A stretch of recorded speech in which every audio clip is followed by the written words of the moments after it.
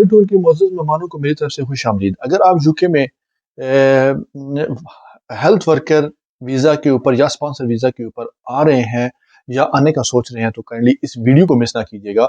इस वीडियो के बारे में मैं आपको बताने जा रहा हूँ कि अभी मिनिमम रिक्वायरमेंट क्या है, अप्रैल में उसमें क्या चेंजेस आ रही हैं, क्या आप फैमिली को बुला सकते हैं या नहीं बुला सकते। अगर आप अभी आ रहे हैं तो आपको 3 साल का, 2 साल का या 5 साल का, कितने साल का वीज़ा अभी लेना चाहिए और क्या अगर आपको कोई बंदा बहुत ज़्यादा पैसों से ये बेच रहा है, तो क्या ये आपके लिए वर्थ करता है कि नहीं? चलें इस चीज़ को डिस्कस करते हैं। मैं आपको इसकी रियलिटीज़ बताऊँगा। मैं इस वक़्त मौजूद हूँ यूके के अंदर ही और आगे बढ़ने से पहले हमारे चैनल को लाइक कर दें, सब्सक्राइब कर दें ताकि हर आइंदा आने वाली ऐसी वीडियो आपको टाइम से मिल सके और आपका फ़ैसला आसानी से हो सके। जी, हम इसमें 2 चीज़ें हैं एक है हेल्थ केयर वीज़ा और एक स्पॉन्सर वीज़ा जिसमें मुख्तलिफ कैटेगरीज़ आ जाती हैं। जब मैं आपसे बात करूँगा स्पॉन्सर के वीज़ा के हवाले से उसमें से सारी कैटेगरीज़ आ जाएँगी। Health care, IT, barber, chef, restaurants, each and everything. लोग दोनों कैटेगरीज़ में आए हैं पिछले 1.5 साल के अंदर, लेकिन 90% लोग हेल्थ केयर वीज़ा पे यहाँ पे आए हैं। अब देखें सिचुएशन यहाँ पे क्या बन रही है। सिचुएशन ये बन रही है कि इस वक्त मिनिमम जो रिक्वायरमेंट है हेल्थ केयर की वो है, आपको जो वो सैलरी देगा स्पॉन्सर जो आपको कर रहा है आपका एम्प्लॉयर, वो 26,200 पाउंड है, जो कि अप्रैल में जाके बहुत ज्यादा होने वाली है, जो 38,700 होने वाली है। एक सिचुएशन तो आपको यहाँ पे समझ लेनी चाहिए कि जो इसमें बहुत एक बड़ा जंप आने वाला है। इसका क्या मतलब है कि गवर्नमेंट रिस्ट्रिक्ट कर रही है, गवर्नमेंट उसको स्किल बड़ी-बड़ी कंपनीज को, हाईली प्रोफेशनल्स को सिर्फ लेके आना चाह रही है, क्योंकि कोई बार्बर होगा या कोई रेस्टोरेंट वाला होगा वो इतना अफोर्ड नहीं कर सकेगा। अब ज़्यादातर लोग यहाँ पे आए हैं इन वीज़ाज़ पे, हेल्थ केयर वीज़ाज़ पे या डिफरेंट वीज़ाज़ पे, लेकिन काम कुछ और कर रहे हैं, लेकिन लीगली वो काम नहीं कर सकते। चलें, जो बंदे कम सैलरी पे आए हैं, 20-22 हज़ार सैलरी पे भी आए हैं लोग, तो वो चलो बाहर से काम कर रहे हैं, लेकिन उनको टैक्सेस बहुत कम देना पड़ रहे हैं उस सैलरी के हिसाब से। अगर उन्होंने अपना वीज़ा मेंटेन करना है और बाद में उन्होंने इंडेफिनिट लेना है तो चलो इसमें फैमिली भी आ गई, मिल मिला के उन्होंने काम किया, अपना गुजारा चला रहे हैं। लेकिन अब इशू क्या आएगा जब सैलरी आ जाएगी आपकी 38,700, तो इसका मतलब है कि एम्प्लॉयर तो इतना अफोर्ड नहीं कर सकता, एक बार्बर इतना अफोर्ड कैसे कर सकता है, एक शेफ के लिए, एक जो रेस्टोरेंट में वेटर के लिए वो इतना अफोर्ड नहीं कर सकते हैं।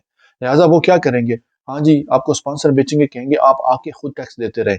आप 38,700 पे टैक्स, 900 800 900 पाउंड बनता है पर मंथ। तो ये किस तरह अफोर्ड हो सकता है, ये अफोर्ड नहीं हो सकता है।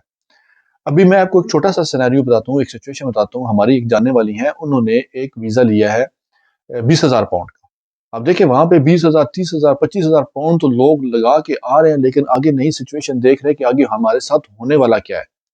अब वो 26,200 उसकी सैलरी मुख्तस हुई है, लेकिन उनका सिंगल वीज़ा लगा है, ठीक है। अब उनका वीज़ा था आईटी का, किसी छोटी सी कंपनी के अंदर। तो अब सिचुएशन ये है कि उन्होंने, एम्प्लॉयर ने 3 साल का वीज़ा लिया, इसलिए 3 साल का वीज़ा लगवाया कि उसमें एम्प्लॉयर को जो यहाँ पे हेल्थ इंश्योरेंस पे करनी पड़ती है वो है पर ईयर 1000 पाउंड। अब अगर आप फैमिली के 3 मेंबर हैं, आपके साथ एक बच्चा है, वाइफ है, हस्बैंड है, एक बच्चा है या 2 बच्चे हैं, टोटल 4 मेंबर फॉर एग्जांपल कर लेते हैं। आप 5 साल का वीज़ा लगवाते हैं तो आपको इनिशियली ही 20,000 पाउंड सिर्फ तो आपको हेल्थ इंश्योरेंस देनी पड़ती है, एनएचएस की। तो उसके बाद आपको वीज़ा फीसेज़ हैं, उसके बाद आपको स्पॉन्सर की जो फीसेज़ हैं 5,000 पाउंड वो आपको देगा।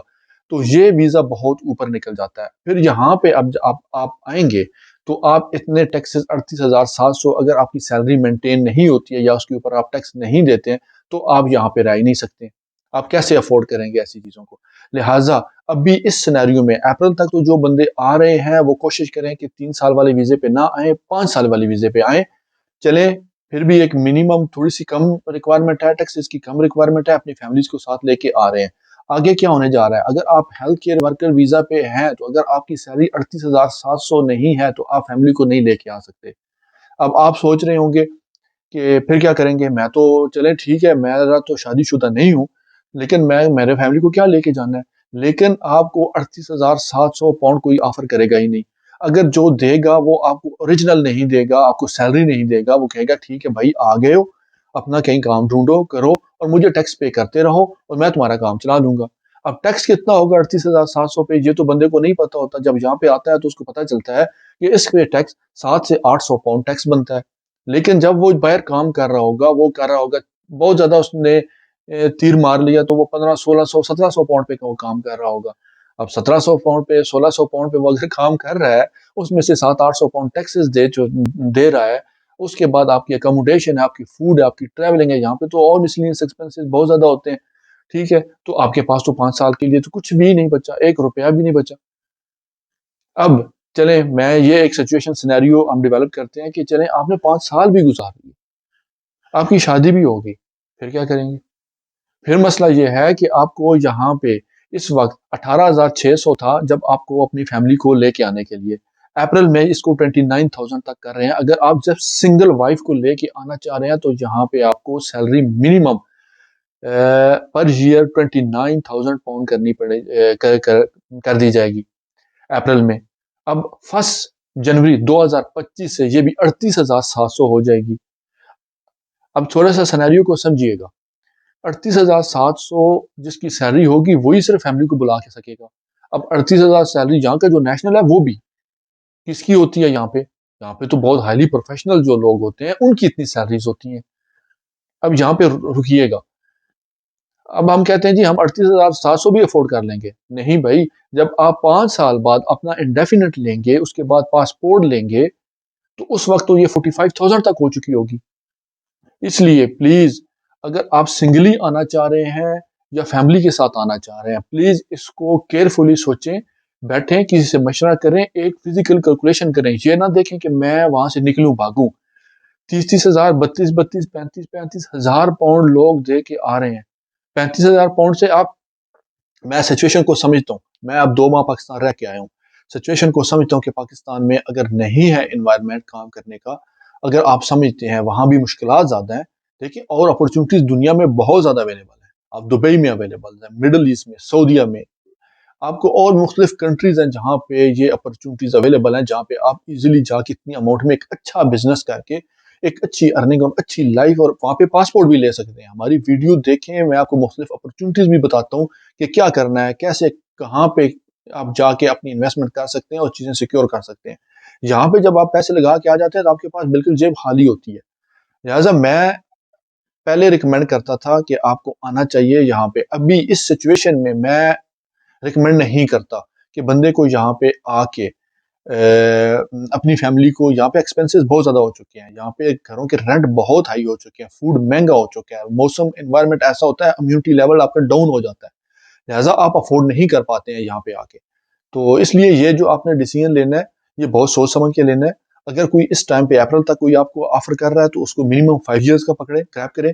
अगर 3 ईयर्स का पकड़ेंगे, 3 ईयर्स का या 2 साल का, 2 साल के बाद जब आप दोबारा रिन्यू के लिए जाएंगे तो आप नई पॉलिसी के मुताबिक 38,700 के हिसाब से आप जाएंगे, लिहाजा वो आपके लिए एक नई मुश्किल पैदा हो जाएगी।